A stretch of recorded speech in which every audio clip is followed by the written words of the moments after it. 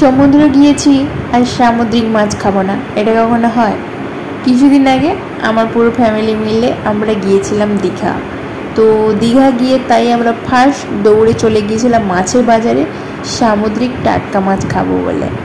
তো মাছের বাজারে গিয়ে দেখি বিভিন্ন ধরনের মাছ রয়েছে, ইলিশ, কাঁকড়া, পমফ্রেট, বিভিন্ন সাইজের পমফ্রেট, ইলিশ, তারপর ছিল লবস্টারগুলো এত সুন্দরভাবে সাজানো রয়েছিল, বাপ রে বাপ! আমার তো অনেক ইচ্ছে ছিল লবস্টার খাওয়া, বাট খাওয়া হলো না।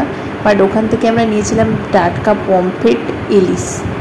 আর কেউ যদি এরকম টাটকা মাছ খেতে চাও তাহলে অবশ্যই দীঘা গিয়ে মোহনা বা মাছের বাজারে চলে যাবে, নিজে দেখে নেবে যে কোনটা ভালো মাছ। তো আমরা আমাদের পছন্দ মতন একটা ইলিশ আর পমফ্রেট কিনে নিয়েছিলাম।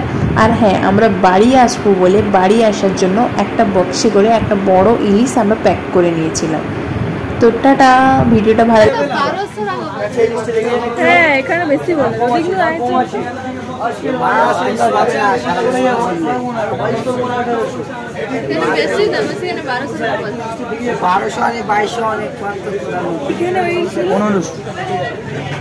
সেখান থেকে নিয়ে করে পালিয়ে যাই।